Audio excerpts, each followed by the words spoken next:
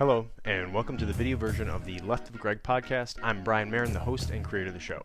As always, I will be joined by human behavior expert Mr. Greg Williams, who the show is affectionately named after. On the show, we discuss different topics through the lenses of what we call human behavior pattern recognition and analysis. If you'd like to find out more about what that is, please check the links in the episode details and go to our website to learn more. Please don't forget to follow us on social media. The links are also in the episode details, and hit the like and subscribe button to help support our work. Thanks for tuning in, and we hope you enjoy the show. All right, well, good morning, Greg. Good morning, Brian. Go ahead and get started for today. It's been a busy week when we're recording this. A lot going on, to include the withdrawal of U.S. forces in Afghanistan, which has been in the works for a long time. But the fall of Afghanistan to the Taliban, all these major cities, and then closing it in Kabul, and then the president leaving and everyone jumping ship. So that's definitely a top of mind today, and everyone has a lot of different opinions on it, and especially, you have different veterans or folks who served and supported the mission.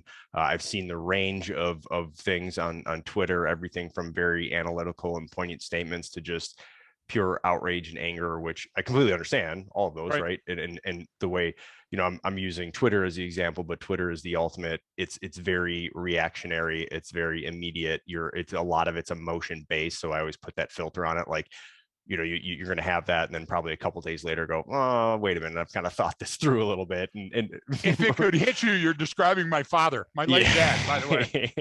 Reactionary upstart. But it brings up a good concept that we haven't really addressed on the show at all, but we've talked about for sure in different training courses, and for sure just between you and I, of course. And I like how you kind of framed it as, am I too close to an issue? And a lot of examples, the saying, like, you can't see the forest through the trees. People are outrunning their headlights, so hyper focused on something, and so emotionally and physically involved in it that it can be hard to take a step back and look at the big picture and do a little focus pull. So that's kind of, I would say, the overarching theme of the episode today is, am I too close to an issue? And because that affects my perception of the issue overall. It certainly does. It takes time to process stuff like this, especially when, with the example of Afghanistan, if you fought there or know someone who did or died there, we all have friends that have. And, that's a huge emotional reaction you have to it. I did, for sure, watching this stuff going like, wow, we still can't fucking learn. You know what I mean? Like, we still don't get this. Like, I don't, whichever way you felt on the decision from what the Trump administration did to say, we're pulling out, we're talking to the Taliban, this is what we're doing, whatever your thoughts are on that, whether we should stay or go, everyone kind of had this idea, like, this could have been done better, right? We could have done a better job, whichever the decision was, right, at the end here. So that's the general theme. But I'm wondering if you kind of have a good example of, am I too close to an issue? Can we use the Wayback Machine for a minute? Let's take a look, Mr. The time Peabody machine, and Mr. the Sherman. DeLorean. Yeah, I'm actually thinking of the old Bullwinkle cartoons. That's how old I am. Oh, okay. And now, Mr. Know-It-All, thank you. and so we're going to get in a time machine and go back. So no secret, our lives are transparent. And listen, folks, you're going to have strong emotions about Afghanistan. You're not a human if you don't. Yeah. And we all lost people there. Brian and I were just talking offline to prepare for this. There was almost 4,000 contractors that were killed there. There were so many troops on both sides that lost. So we get it, and we're not making light of that. But Brian, I'll take you even further back than we were going to start the discussion. I remember being on a domestic. I'm going through a messy divorce during the time, and I was not in the right mind space to be at work.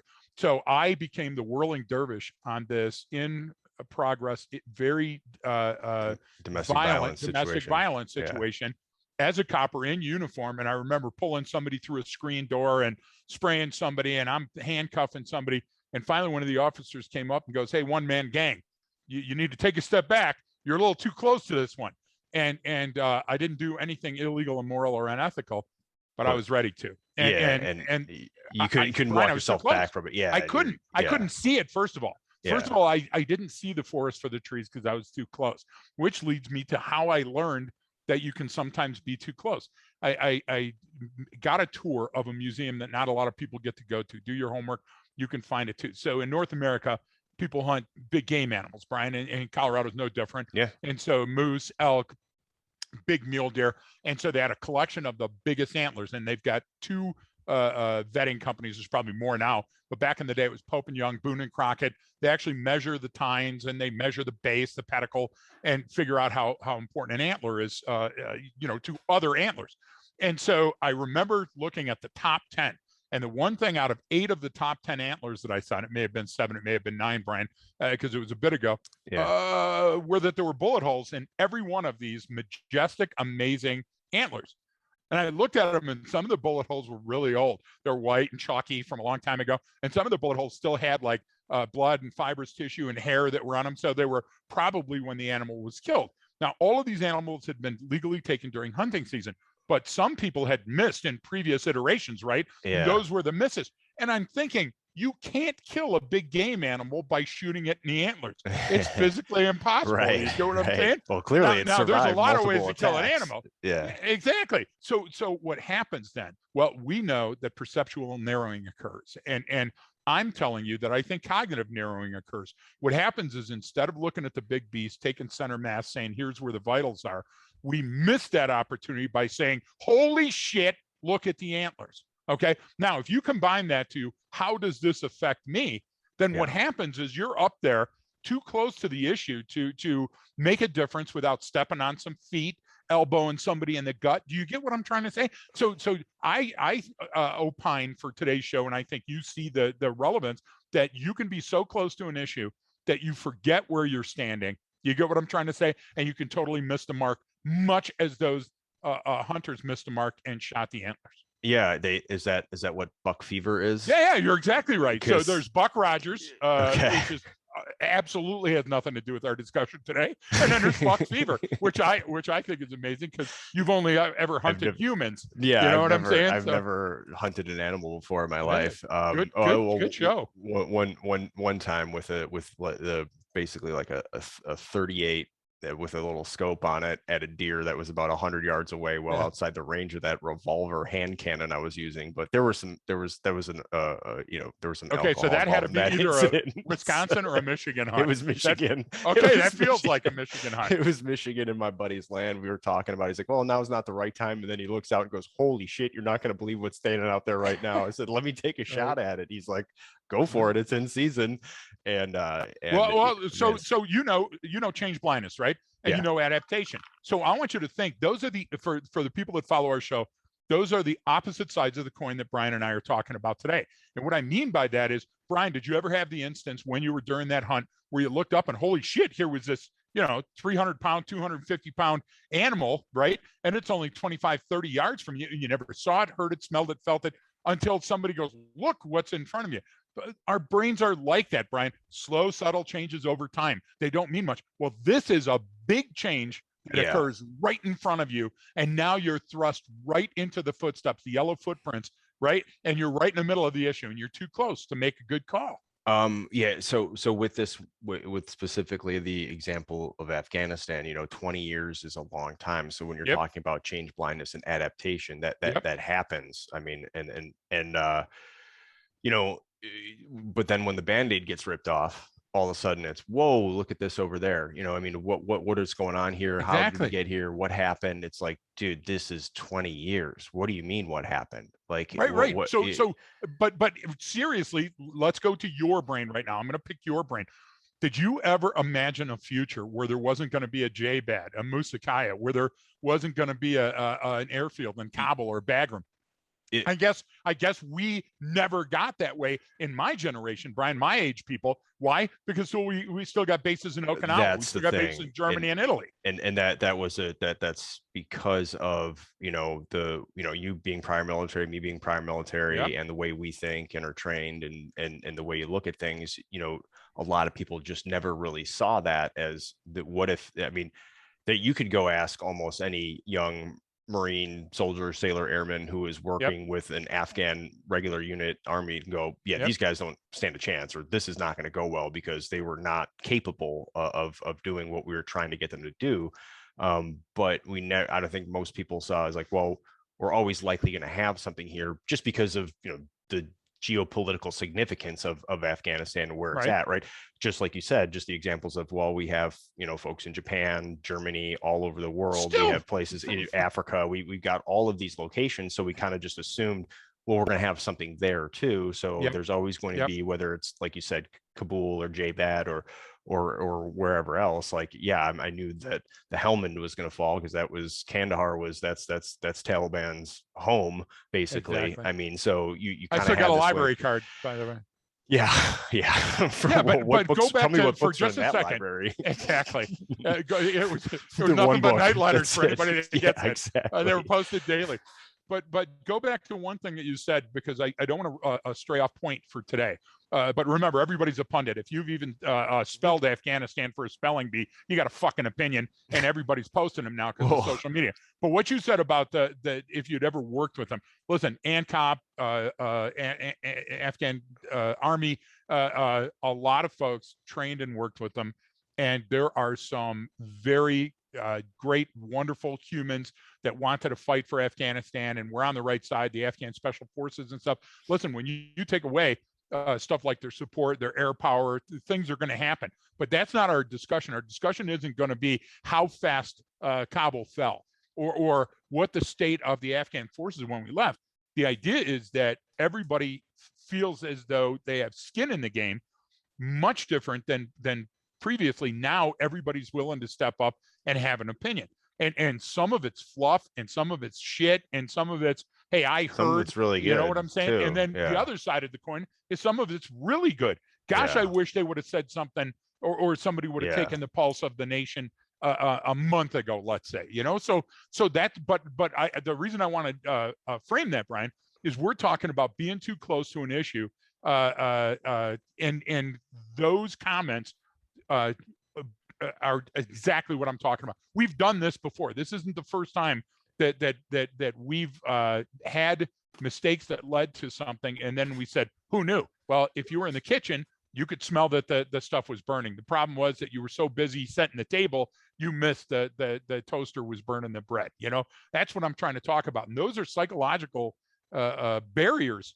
They're biases that we all have as humans. Yes. And You know, and no, and that's a perfect way to frame it, as when we're talking about any of these issues, right? Because same thing, like I had my thoughts and opinions, but when I had people like friends or relatives and or reach out and say, well, what do you think about this? And I'm like sitting there like, how am I supposed to explain to you in a text message my thoughts on a 20-year conflict, you know what I mean, and the tactical, operational, and strategic significance of all of these decisions and how that defines policy and the different, like, okay, like I'm gonna sum that up in a Facebook post, like you can't. And so what ends up coming out is those emotional responses, which is natural and it's human, which is and I get okay. it. Yeah. Oh, It's good. It's 100%. a great Yeah. release, you know. But It I don't want really. to be lead dick in the bag here. But listen, a lot of times you should not be the one sending a message. I'm telling you, if you're sending the message for your mental health, sorry about that. It just popped into my head. But Yeah. if On your I'm sending a mind? message because it's making me feel good and it's cathartic, then it's great. Send that message, whether it's pro, whether it's con, wherever you're thinking. But listen, I was in Afghanistan a bunch. Okay, I was Yeah. there longer than Karzai.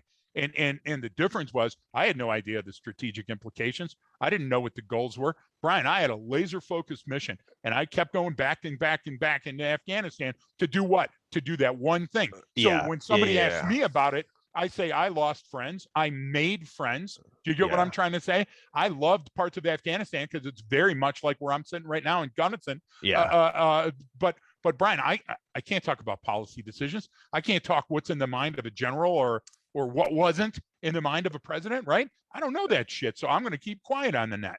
Yeah, and it goes to what we always focus on in any of these situations or cases or anything we talk about, is the kind of the lessons learned and the so what is Yep. carrying that forward. And that's what often gets lost in this, right? You have this like, because it obviously turns into who's responsible, and there's a shared responsibility amongst a lot of people for these things, including Of course there is. I mean, if you voted for someone who supported the war in Afghanistan, then you're partly responsible. I mean, you know what I'm saying? Like, meaning if you're Vicariously, against it, of I mean, course. you are. And so And this gets into I would say a general lack of strong leaders in our nation Yes. now at a number of different levels. That's public sector, that's private sector as well. Is that we're too focused on everyone's just blowing with the wind, right? Yeah. Which way is the wind? What's the crowd saying today? Let's do that. What's the crowd saying today? Let's do that. And that rather than standing up and saying, look, this is what we're doing, this is why we're doing it, or then accepting responsibility when things go wrong. But that responsibility is blamed. I mean, look at everyone. There's 4 different presidents who were in office during this time, so they all had their hands. They all had their hand in it, and every elected official did, and everyone. You know what I'm saying? So it's a shared responsibility for everyone. I agree. Let me go back to bull in a china shop here for a second. Yeah. So I've got to meet you. You're my ATL for a caper that we're doing on the border with Texas and Mexico, not like Ohio and Illinois. Yeah. So there's catastrophic weather up and down the quarter. So I have to fly from a previous training event, and they say, listen, we have to land you in Kansas. I land in Kansas. I'm on the phone with Shelly. She's trying to get a rental sled to another airport. I get from Kansas to Oklahoma to a flight to Houston.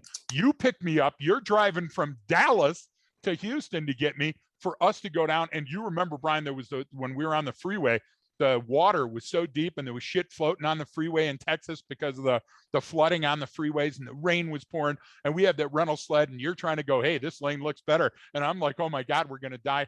And we finally get to the class. Well, about 6 months later, we're going to the same place, and the same exact shit happens.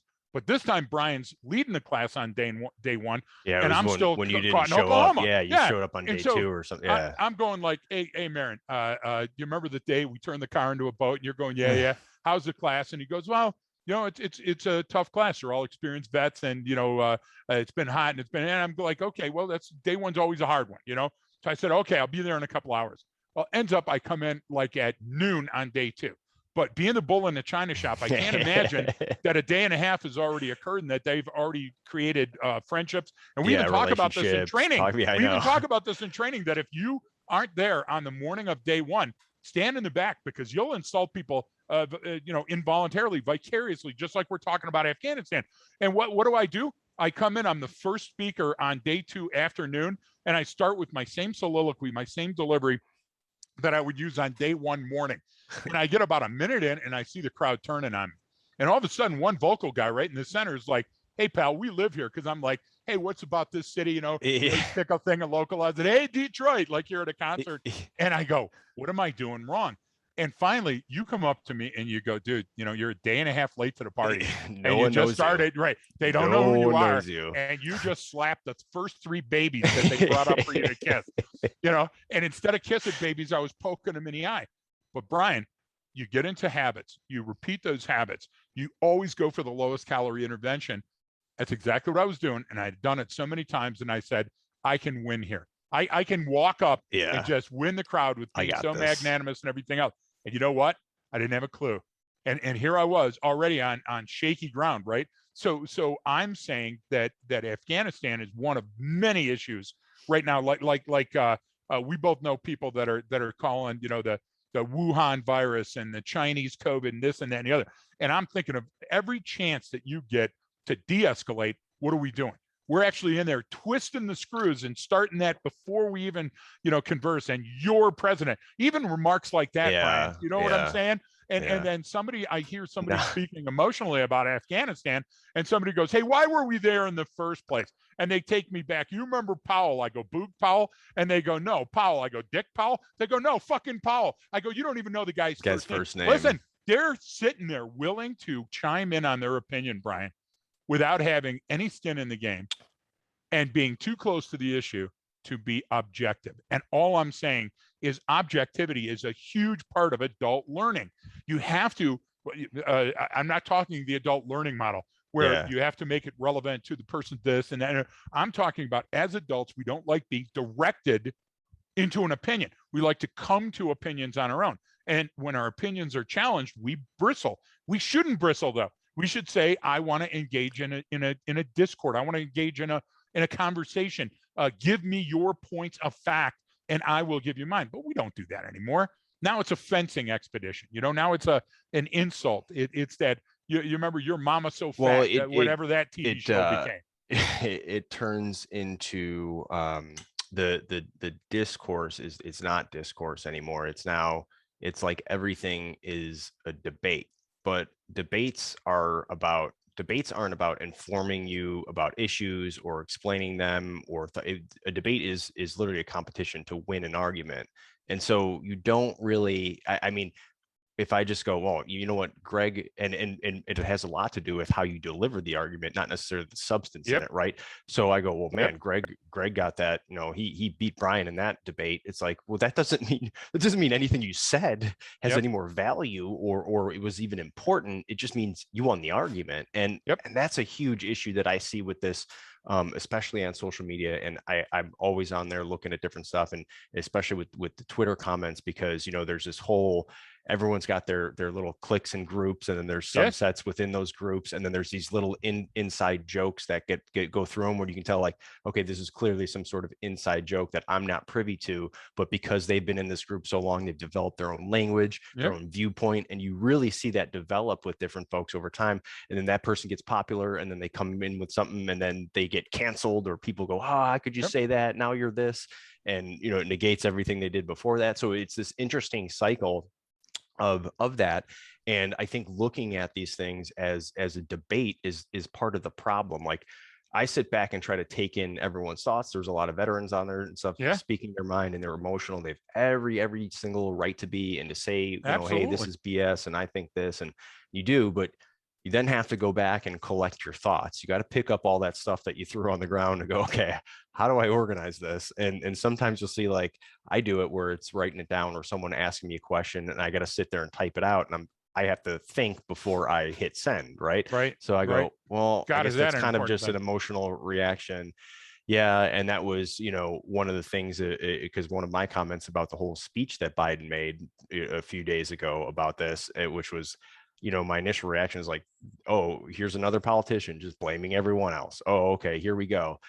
And, and then he said, there was, I had this kind of ebb and flow of emotions about what he said. And then afterwards I went, all right, I think he's, I don't like what he said, because he was the vice president of the United States for 8 years of this war. Had he not been, that would have been a different reaction, right? Because here's the new guy, getting dropped in with, here's the hot potato, and he's going, look, this is the deal. So I was like, okay, how do I balance that out? But that's just a great thought, Brian. And what you just did is open a unique way of me looking at this problem that I hadn't before considered. And that's what I try to do with all that's this. That's discourse, by the way. Well, right. And you go through and you read comments, and, to formulate your immediate opinion is not always going to be the best, right? It's not always it's going to be a very emotional reaction, and that's normal, and you can have that, and you should have that, right? If you didn't have some emotional reaction, it means you probably didn't have skin in the game anywhere, which is fine. Then you know what I mean. But you're right on an HPPRNA principle, right? So let's hit that. Let's hit that just for a second while you're sitting there thinking. I want you to understand that the reason that I was a pioneer of using heuristics is because I challenged the rest of the scientific world, saying heuristics in the event of immediacy are absolutely essential. Your template and prototype matching heuristics fast to determine threats and violence in an encounter. Can you give a quick street definition for everyone? Yeah. So heuristics are tactical shortcuts that your brain makes, that the dog growling, that dog is mad and it might bite you. Right. That person baring their teeth and balling up their fist may be angry, and therefore I may want to go easy, when I'm coming in the door and bumping into that guy. It's a rapid decision your brain makes based on immediate but your brain makes them hundreds of millions of times a day. Okay. Right. So but the point is that in a protracted encounter, you can't bear witness to heuristics the same way, because now you've seen the baseline and you've added granularity. It's more fidelity filled. It's more robust. So by going back to it's exactly what's happening with police work today. What's happening in police work today is we keep saying we're going to dust off the old volumes and that's going to be the answer. And that's not going to be the answer because the world is changing. Police work is changing. People are changing and encounters are changing. And so the heuristic now of a person that might be armed isn't going to work the same way when you're testifying on the stand as it would have even a year ago, even 4 years ago. And Brian, I fell into the heuristic trap when I had gone down to teach at that place on the border with you the first time. We had a ball. We went out to dinner. That's where the waitress dropped the whole menu on me. Remember that day that we had such a long day? So when I was coming down the next couple months, 6 months later, and the same thing started happening, I had a heuristic prototypical match, and I said, this is cognitively close enough. And I showed up and stuck my foot right in the ass of the first person I met. Now, how does that happen? That happens because you can't do that to every situation. You can't go through life just being blown by the wind and feeling your way through an encounter. How did that work? Wavy gravy, Chili Palmer back in the 60s, right? What you have to do is, as information becomes better, you have to update that feedback loop, right? And you have to improve your information. So what am I saying? I'm telling you this. I made the heuristic problem the first time. I'm not going to make it the next time. So the last time I was in Afghanistan was either 2013 or 2015. I can't remember on this call right now. That means I'm no longer relevant. Brian, I still have friends. I have my experiences. I have things that happened to me there. But I'm not going to tell you. Well, I'll tell you right now about the fall of Kabul. Shut up. You weren't there. So I'm telling you that heuristics are essential to processing immediate information more right than you're going to get it wrong. But when it comes to a deeply emotional issue like this, that a national conscience has formed around it, an international community is commenting on it, and you think, hey, listen, I'm just going to type out a couple of words. Those words matter. Everything that you're putting out there matters. So you have to ask yourself, am I too close right now to make the opinion, the educated opinion that people are relying on me to give? I would say that the opposite end of that, the flip side of that coin, the obverse is, are you too far away to throw your opinion into the hat? And we haven't discussed that, but it's the same thing, isn't it? I mean, don't come to me and tell me what you read. Don't tell me that you read these articles. That's the opposite end of the spectrum, right, Greg? That's the other end of it, is that when people with no information and very little. I mean, it's the person, if you took the names of the countries off the map and asked them to point to where it is, would have no idea where this country is. But let me weigh in on that though. Let me tell you what I think. So that's there's that creating that balance, where we fit in on this, and it's not to say that people, look, we all get to have our own opinions, but just because we have our own opinions doesn't necessarily mean it's worth a shit. I know that's that. Right. Well, I mean, how many times do we have to say, like, hey, we're getting outside of the purview of what I do, or I'm a subject matter expert, and therefore I can't give you a full answer, or this is an off the cuff remark I'm going to give you because I don't have the full story. But know that when I'm telling you this, I don't have all the facts. I certainly have only seen it at this level. So I can speak to, at this level, this is what I saw, and this is what I likely, thought, this is what I had predicted might happen. But I also didn't have all the information available. I didn't know the big picture stuff. I didn't know what was going on behind the scenes. I didn't know all this stuff. So what you were just writing down, or laying out, I was just writing down, because this is an epiphany moment. This is the great thing about having these live broadcasts with you. Don't know where the information is going to go. We generally start with the topic and then we feel it. So I got two things. First, let me hit on the map thing, and then let me go to training guy, because you just explicated a perfect example of something for our viewers. One, the map. So we're teaching sociology at Western, and it was a teacher, Dog, and I that were teaching a sub course for the sociology course for the graduate degree students on international terrorism, what it was, how it worked, all this other stuff. And I'm trying to think when it was, probably 2003. You know what I'm saying? It's a long time ago, Brian. Don't know, so I'm not going to get pinned down to a date, but look it up. It's in the journals at Western, the Western Colorado University. And so the very first day of the very first class, because we had a bunch of these people in the class that knew everything, and they were graduating, and then they had the brain. So what we did is we had a map of the Levant, for lack of a better term, with all of the country names taken off. So it was the stands: Tajikistan, Turkmenistan, Afghanistan. It was Iraq, Afghanistan, Turkey, Iran, Armenia. Okay, and the idea was that I told the students if 50%, if any student could fill in 50% of their map because they had a handout as well, they'd get an A for the course and they could leave. One hand goes up and I'm going, here it comes. Here's the challenge. And the guy goes, dude, is that China? You know what I'm saying? And I was like, okay, we got it made. Be aware that even graduate students and even the most learned people in the world, dude, you got a PhD in botany, doesn't give you shit of street credibility in bagroom. Do you see what I'm trying to say? So be careful. Now, that's fighting outside of your weight class. You can have all the opinions you want. That doesn't mean it's relevant. Second thing is training guide. Go back to what you were just talking about. You were talking about a person, again, that wasn't inside on the information. So what I see sometimes happens to us is we go to a police agency and we get an ambassador, and the ambassador goes, my God, it's the greatest training I ever had. Where was this training before? I needed this training before I deployed, all that other stuff. That person, Nebraska, that person sends us to a person that's not in on what we do, hasn't had the briefs or anything, but's the training guy or the training female in that agency. They go, so what is this again? What tool do you have? Is this the bolo wrap thing? And we go, no, this is up armoring your brain, being able to read relevant signals from the environment. And the person goes, yeah, hold on. They send us to another training guy. Well, listen, all the training guys, and I don't care if you're a guy or a girl, white or black, whatever it is, all the training people got to that level because they knew a skill that was relevant during that time period. And some of them didn't grow out of that, Brian. Some of them have become this classic obstructionist that can only see the world through the jaded lenses of when they were on the street and the things that worked for them. I want to avoid that. I only knew Afghanistan from my experiences, and they certainly weren't experienced. Look, I've been in plenty of Shuras and Jirgas. You know what I was looking for is the bomber. I was looking for the person inside that room that might take the first swing. Or you know, we talk about the wedding, which one's carrying a gun and is getting overserved, right?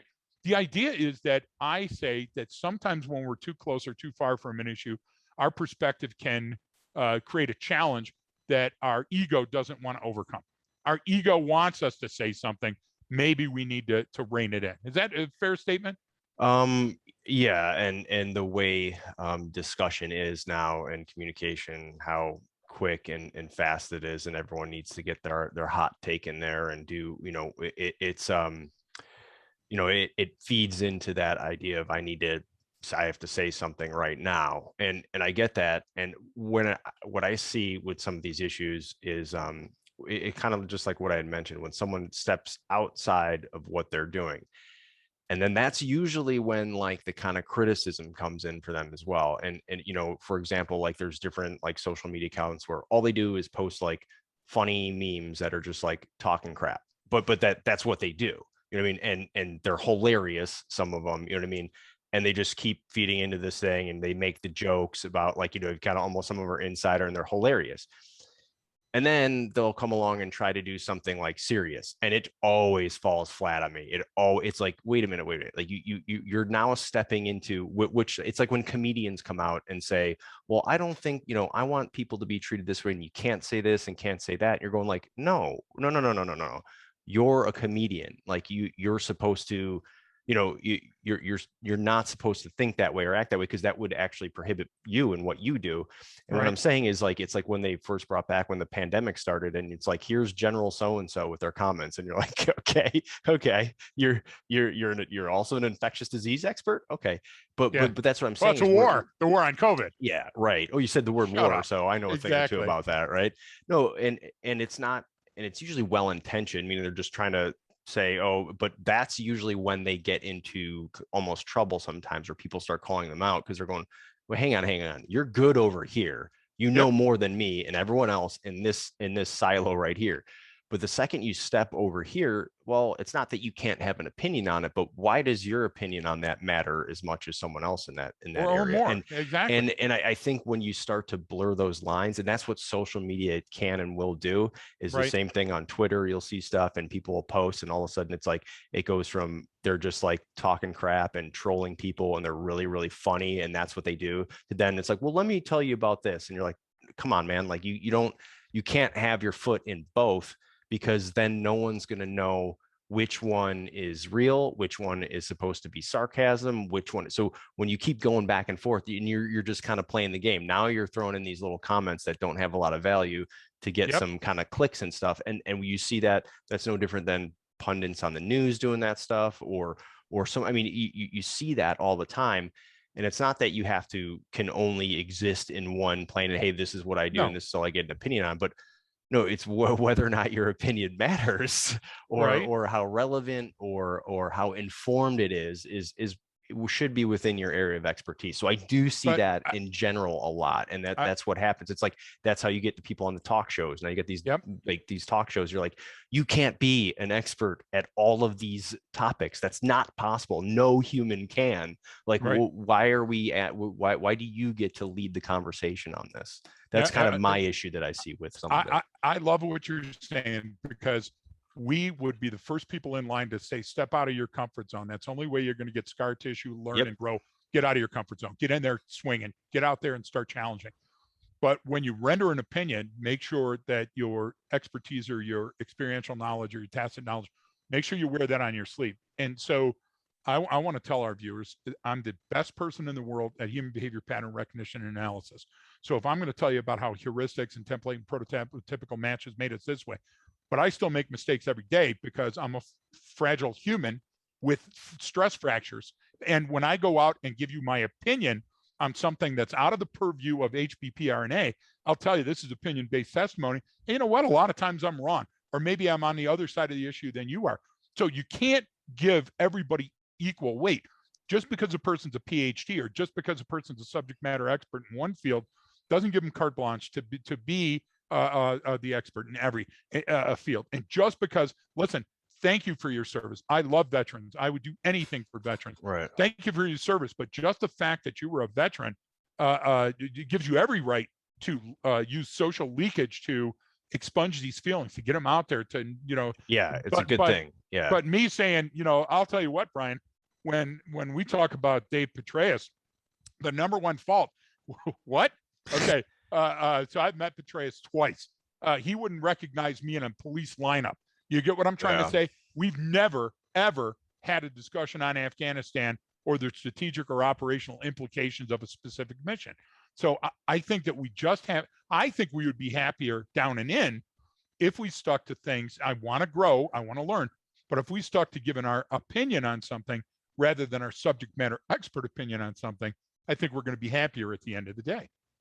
Yeah, and the other issue with, sticking with the theme of am I too close to an issue, when there's that emotional involvement, it's easy to then be swayed by something that's playing on your emotion, right? So Yes. whether that's a politician or some ideologue who has a specific agenda and intent in mind, and you come across that reading and go, yeah, this is exactly it. I should be angry. He's validating my feelings. And, and that's how sometimes we fall into this trap of confirmation bias, because we think we're getting that pure signal of information, but someone's just reinforcing our own emotional response to an issue. And that's difficult. It's worse than that. It's very difficult. And that's throughout history. Right. This is nothing new with social media now, right? But Brian, say it for what it is. What they literally did is hijack the neural path in your brain. Okay, yeah, that memory to motion link, right? Yeah. Scientifically, memory motion link is so much more robust to your brain, and it's easier to retrieve because of all of the things and all of the different cortices of your brain where it hides that memory. So now a person comes along and gives that emotion, and you feel that twinge of emotion. They have entered the highway, and myelin makes that a very fast highway. And so now your knee-jerk reaction is, wow, I can listen to this person. And next thing you know, you're marching around a square chanting. Yeah. And that's a good point, because that's a memory emotion link. And for people who haven't heard that term before, is that, anytime you attach an emotional response to something, you're more, it's easier to recall that information. It's easier to remember different events because of just the myelination, how it happens in your brain, right? It happens faster. Everyone talks about building repetition and muscle memory, and apparently you can't use that term anymore, even though it's fine to describe it. Apparently people are using that term, and then there's people that think that your muscles literally your muscles have like memory, and like, no, no, no, no, we're talking about neural pathways in your brain. But anyway, so you have those neural pathways, but when I attach that emotion to it, so Yep. that's why you can watch a really, really funny movie and remember the lines for the next 5 years and repeat them to your friends, Exactly. because it created that emotion, and then you can recall that information easier. That neural pathway gets built, and it's even stronger. Constantly reinforced every time you use it. And that's with fear, Yep. anger, laughter, all of that stuff, all those different emotions. When it's involved in a situation, that's why it becomes stickier. That information, that memory becomes Absolutely. very, very sticky, so you'll recall it faster. So now if I know that about you, Greg, and you have some emotional event in your life, and I can Even reference baggage. that. Yep. Yeah, I can reference that, and it's going to boom, you're going to be right there in the moment. You're going to remember it, and you're going to go, this guy knows exactly what I'm feeling, right? Exactly. He gets that. But it's hijacking when you use it for evil. Yeah. So if I come into a room and I go, hey, how many people have that shitty boss that does? If I go in and do the common enemy, for example, Yeah. I'm going to hit on some emotions. Oh man, yeah, I got that. Hey, how about working from home and they want you to go back, but your kids got to go to school. So what I'm doing, I'm trying to, spontaneously come up with topics that everybody would go, wow, that's affected me. If I am a master manipulator, that's how I'll use HPPRNA for bad. What I'll do is I'll pattern recognize those emotions that are in a moment right now, and then I'll exploit those. So, so-and-so peanut butter, the peanut butter Afghanistan wish it had. Okay, that's a shitty thing, but watch, in a couple of weeks, you're going to see people using those experiences to get a memory emotion link and to get us to become vulnerable. And forcing vulnerability is okay if you're a hostage negotiator. Forcing vulnerability is okay if you're trying to de-escalate a tense situation in a horrific domestic violence situation. You use it very infrequently, right? And you use it with the intent to get people to take a step back. This is exactly what we're talking about. You're too close to this issue. Let's take a step back and let's talk about it rationally. We've lost the art of conversation and replaced it with the art of nonversation. And just because the header on the tome, that big massive volume that we have, just because it says Afghanistan doesn't make it any more relevant than the one-liner. The idea is that you yourself have to judge what the relevance of that heuristic is in the entire package of information that you're seeing, sensing, feeling, and hearing. I mean, that's the key. The key is you have to filter it out, Brian. And if you can't, you got to go somewhere and say, please help me understand the relevance of this information. And part of that is reading things that counter your beliefs, your core beliefs. Yes. So it's a challenge, because a lot of people don't like doing that, or they don't really, they'll use terms like, you got to get comfortable being uncomfortable, but then when it comes to actually doing it, they'll just reinforce their own beliefs, and it's a natural human tendency. So you have to, like you just said, you actually have to work at it. And yes. My thing is, let's say I have these really strong beliefs, like you said, on Afghanistan, and what I think yes. went wrong and what they should have done. Now, if I read something counter to that, yeah, I'm going to have that emotional reaction. I might not agree with it, but what that does is it forces me to either change my beliefs, right, or look at things a new way. But if my beliefs are right and they're valid and they're strong, it'll actually help prove if I can deflect all of that. Meaning, if you can attack me and try to tear down my hypothesis and my thoughts and my beliefs, and through all of that, yeah, maybe I have to lose a little bit here, and you know what, maybe this one over here gets corrected. Yep. Well, what comes out of that is actually stronger and more valid and more poignant, right? Because I now go, well, it stood up to scrutiny, so I must be standing on solid ground. And that's the good thing about getting our beliefs changed, right? Or challenging them constantly. Right. Because I mean, how many times have you either in class or at a symposium or a group of professionals sat there and said, well, what about this? And you can't say this. And you have to sit there and think. I've done it too before teaching. When someone criticizes something, I have to go, how do I explain it better in a way for that person to understand? And then there's always going to be a small percentage, like you said, a very small percentage of people they're just going to disagree anyway, no matter what. And they're just going to be, that's their game. That's what they do.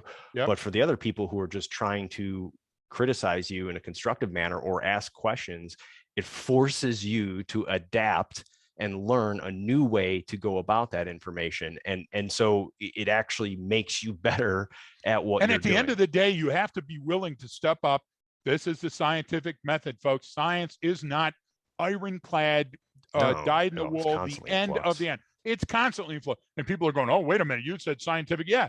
And you show me something different than Heisenberg's or Gödel's, and I'll buy into it if you can demonstrate it. The idea is that when I'm faced with new and incoming information, I'm skeptical. I'll give you a perfect example. What you said was adding scientific scrutiny to your opinion by socialization, through socialization. That's so logical and so smart. By the way, it's getting darker. Big storm coming. If you're wondering, it's early in the morning, and you've seen the what the hell? It was 35-mile-an-hour sustained wind yesterday afternoon. But I'm on a tangent. So listen to me.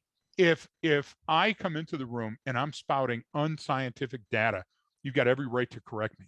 Now, some people say, yeah, but it's my opinion. Yeah, but if your opinion is wrong, then all you're doing is adding chaff to an already busy communications net. I'm okay with that, because if it makes you feel better, send that information out. But understand that you have the power to change somebody's opinion with your emotional-based testimony rather than the logic, rather than the science that's behind something. So I would say that when you're sitting at, well, and I'll give you a perfect example of that. Give me a number, a hard number, of how many times in the last year you've read articles that coffee is the best thing for your memory and age and joints and everything, and coffee is the worst thing and you should never do it. Okay? People have made their lives off of that, Brian. Why? Because it's non-science. There's con-science, conscious, right? Because your conscious mind is always lying to you. And there's non-science. That's what they're involved in, where they go, well, we had a test group of 3 people in Poughkeepsie, 2 of which never came out of their house and only read Star magazine, right? You can't do that. That's why juries get it wrong sometimes, Brian, because we used to say it's a jury of your peers. Now it's any idiot that's never gotten out of the house or researched any caper before in their life, and they have life and death decisions in their hand. Same with eggs. Are eggs good for us, or are they Satan's eggs that are attacking us? So the idea is, if you only skim headlines, Brian, if you don't look at the fidelity that was put into the test, if you don't see what kind of scientific rigor was applied, then you'll be skeptical. The reason I can walk into a room and talk about human behavior pattern recognition analysis, it's been tested over and over, validated over and over, and worked in the hardest place on earth. The reason I boloed when I walked into that place in Texas is because I let my bravado get ahead of me, and I was talking shit. And the minute that I stood up and talked shit without being ready for it, Brian, I got challenged. I should have expected it. I should have expected it. And so I can give you all the excuses in the world, but if that can happen to me, it can happen to anybody. No, and that's that you brought up a good point, with especially with like the nutrition stuff and the coffee and caffeine and all that. I mean, it's a perfect example, but it's also a perfect example of how you can follow a logical framework and be wrong. Meaning, like your egg example. So they said, all right, well, you have high cholesterol and that's negatively affecting you. Eggs have cholesterol in them, so don't eat eggs. And then it took a long time for me to go, well, wait a minute, that's actually not. Now, logically, to me, that would go, oh, that makes sense. I don't want to put any more cholesterol in my body because I have high cholesterol. But that's not how that process works. It doesn't work that way. Eating the egg doesn't give you the high cholesterol. So it's really interesting. Like, but that's a very, very logical way to think. You know what I'm saying? Like, but the problem is that logic does what? It hijacks a neural path. Again, you have it stealing your mental acumen. Let me give you another one, Brian. How many times in your life, and I would guarantee it's at least once a year, that you heard a person that's 101 years old and somebody sticks a microphone in their face and they've done nothing but eat fat back, drink, and do the whiskey and smoke cigarettes, or like one cigar a day. It's so fucking remarkable that it makes the news. So that's not a lifestyle choice, Brian. Right. Do you see what I'm trying to say? I'm always, if I've got change in my pocket, I'm a creature of habit. All of us are, right? Now, I'm a broken human. So if I'm going through City Market and I've got change in my pocket, I always walk over and I buy a lottery ticket. And I always say the same thing to anybody there. Nobody asks my opinion, right? And I say, that's my retirement fund. And I laugh all the way to the parking lot, where I start crying. And then I sit in my truck and I cry and I go, what kind of existence have I walked into? Listen, we do those things because they make us feel good. So if you're sending those messages because it makes you feel good, or you're trying to make somebody else feel good or tell their story, I say it's all good. But I say, if you're sitting there with an egg and a cup of coffee and a revolver, you fucking are too close, Brian. You need to step back. Are we talking This the is a same horrible language? thing to laugh about, but yeah, exactly. You get what I'm saying? Because right now there is somebody. Yeah. There's that guy sitting in Virginia, Listening and he's to looking Left at to that Greg egg, going he's looking like, at that coffee, yeah, and he's got that revolver, and he's going, man, if they say maybe one more, if they just say, that's it.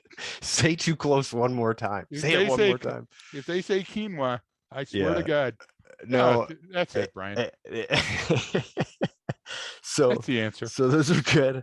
They're good examples, and you know, I think I try to do that when I'm reading these comments, right? I go, okay, is this someone's informed opinion that they sat down and it took them a week to write this piece because they went back and edited and changed, or is this some immediate emotional reaction?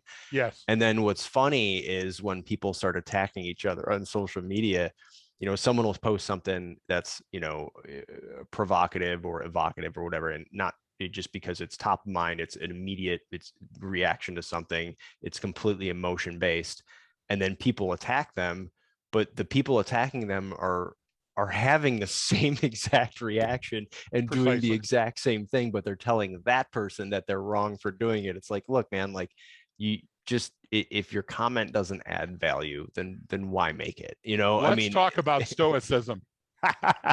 That's your favorite thing in the world, right? Oh my God, I slap people when they say that in the store. Listen to me.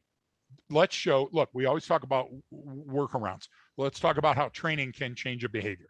So I will tell you right now that you're training with your handgun or shotgun or survival weapon, whatever, for home defense, and you're going out to the range, because I see people do it all the time. I send my friends photos of other people training on the range, and I've got 27 years of background with police work and watching ranges and interactive. Now we've seen virtual ranges.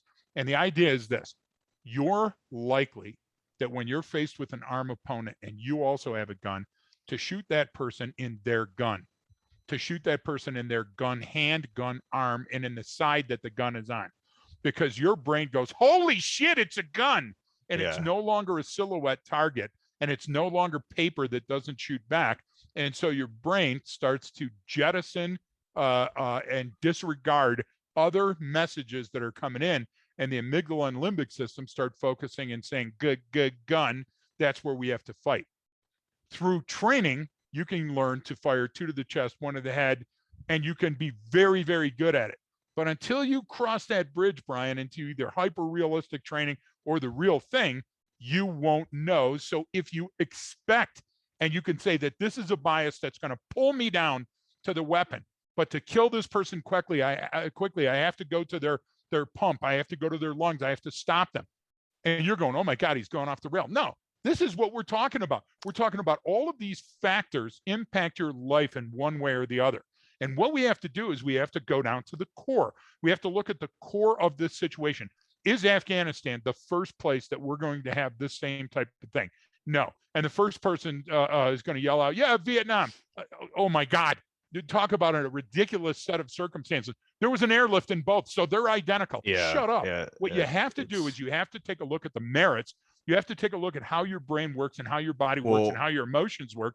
And you got to do that internal checkup once in a while. That's another example of a heuristic, right? They had the photo of the helicopter from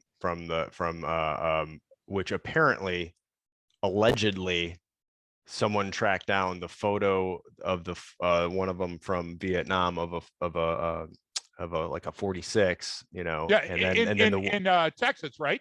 And well, the one that was used in Vietnam and then was actually the same helo that was then used in Kabul or something like that. I mean, it's the actual same one, which my argument was like, I get what you're saying, man. We need new helicopters. All right. And people like, wait a minute. No. Completely. Exactly. But that's my point. Brian, we are in trouble in Afghanistan. So we need a new camouflage pattern for the Navy. Let's talk about Stoics. That's it. It blends in with the water so well. Exactly. Let's say we are so close to this issue that we got to bring in a couple of people. And Brian, I'm not talking analysis paralysis. My only source to outside information is LinkedIn. and somebody asked about analysis paralysis. Oh, Every that's one environment of that the we've worst been places in, to get information oh from. my God, you know, and you know, I get sucked in all the time because It's there's brilliant guys like Kessler on there, and I well, love reading Scott there Kessler stuff. there are some people putting out some Five, great stuff, but like five. I would my opinion, we could do a whole episode on that. That's LinkedIn is the most disingenuous of all the social media platforms, but I'll leave it at that for now. I think it's Boy, yeah. talk about reaching across and just slapping somebody. Well, no, not on. It's I would say overall, like an overall assessment. Not No, yeah, everyone on there, not everything. Like not everything on Facebook is bad. Not everything on like you know what I mean. It just meaning cut out all the meaningless shit and cut out all the platitudes, and what are you left with? Yeah. Again, there's 4 or 5 people that they'll post something, and I'll look at it and I'll go, "That's thought provoking. That's evocative, right?" Yeah. And then the rest Except of for the when stuff, you I'm know like, "Oh that my God." person and you know they don't live their life that way. That's the Nope. problem. But Are you saying that's what, when you read my post? Is that how it hit you? No. I'm sitting there and my photo is me with the egg and the coffee and the gun and a book on stoicism. That's my hell. You know what And a hell looks one like for a word. cop. Well, if you're going to do the stoicism, you have what, like a Yep. 1-word post, right? Exactly. Think. You've just nailed it. That's it. With a circle and a red line. Don't think. No, I get it. But these are always difficult situations, and there's going to be another one, and there's going to be another thing that takes over the news cycle here shortly. You know, whatever that is. So what should we do, Brian?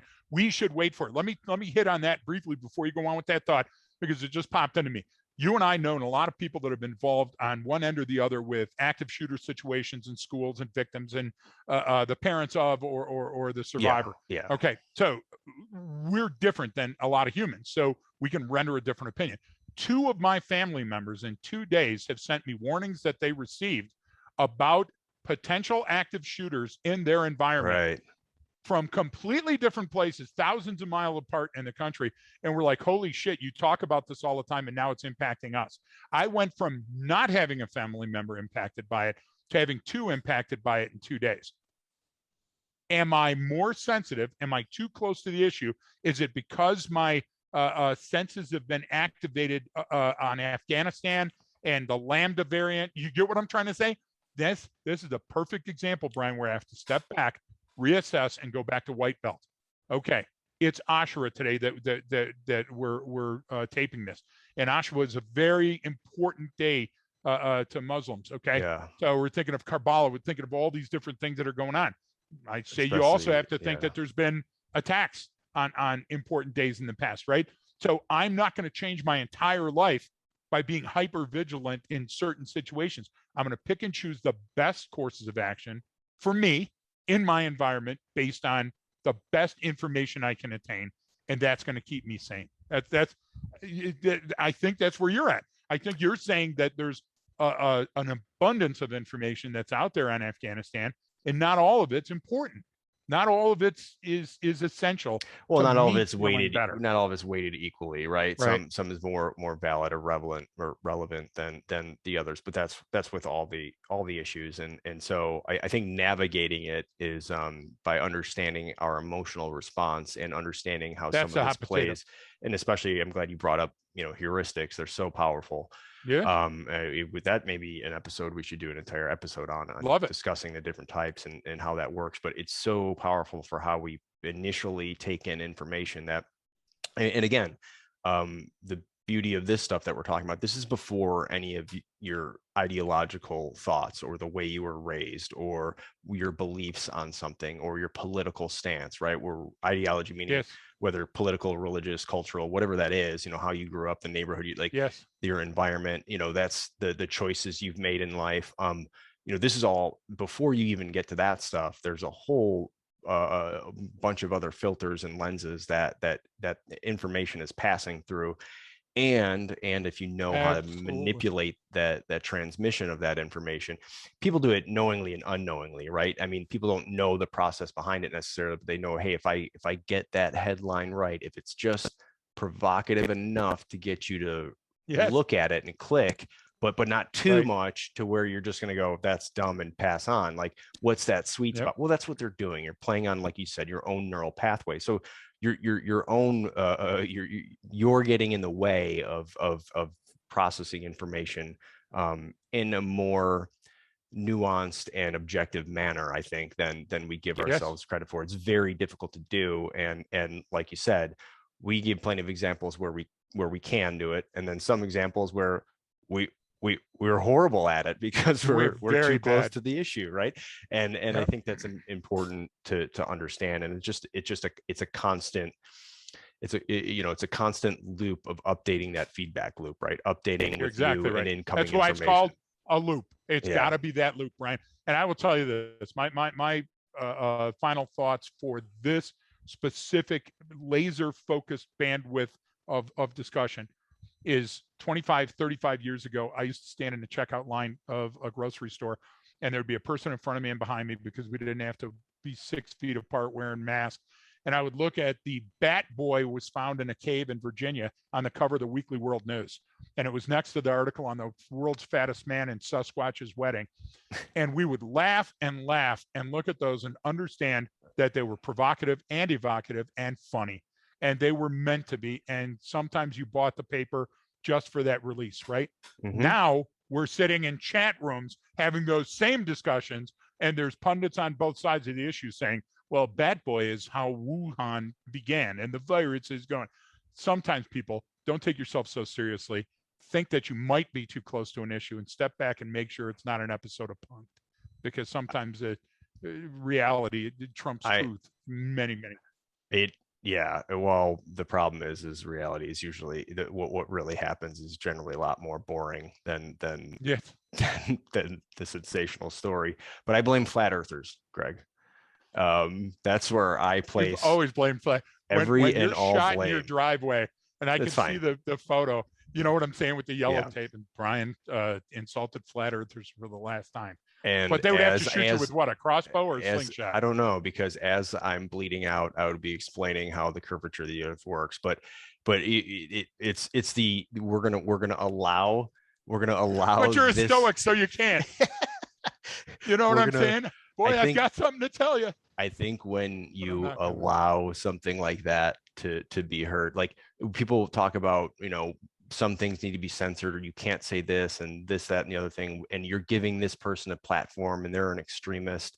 I'm a huge proponent of the First Amendment. I think everyone should be able to say everything, but except flat earthers, because you are knowingly. It's an amendment. You're knowingly going against. Like, I think we should boot them out of society, but that's my own personal opinion on that. I think they're worse than any of the other conspiracy theorists out there, because at least in some of the other conspiracies, there's usually some elements of truth in there, or based on something that did happen or could have happened. So they feel no obligation to add any modicum of truth whatsoever to any of their statements. Yeah. I get it. So I totally get it. But that was a bit off track. Maybe I'm too close to that issue. I think you are. I think you are. I could still see you trying to mime it in the driveway while you're bleeding out. Yeah. Because you don't want to violate the Stoics code. All right. Well, I think that's kind of a good place to kind of bring it in for a landing, I guess, on this discussion. And just offering that that point of balance when looking at whatever the topic du jour is, which will be, by the time this episode's released, the Afghanistan experts will probably be onto a new topic. And if you see that in someone or you follow, where it's just one thing to the next to the next to the next, think about that for a second. I mean, can you really have an informed opinion about all of the issues going on in the world? The answer is no. But if you're keeping a consistent framework or consistent opinion or ideology on how you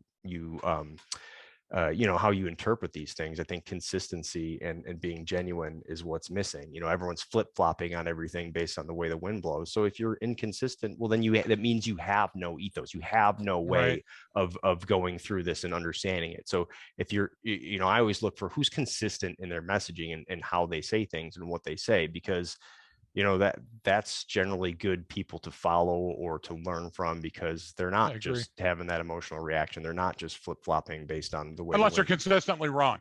Brian, those would be the flat yeah, earthers. but hey, but damn it, you got me on that one. Now I got gotta you in a throw that loop, out, didn't son I? of a bitch.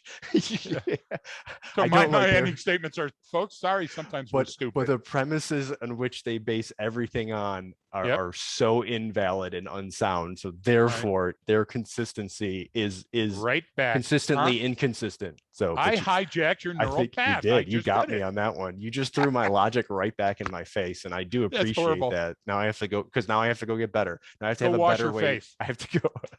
Well, I should after With some of the coffee comments you made. and an egg. All right, everyone. Thanks.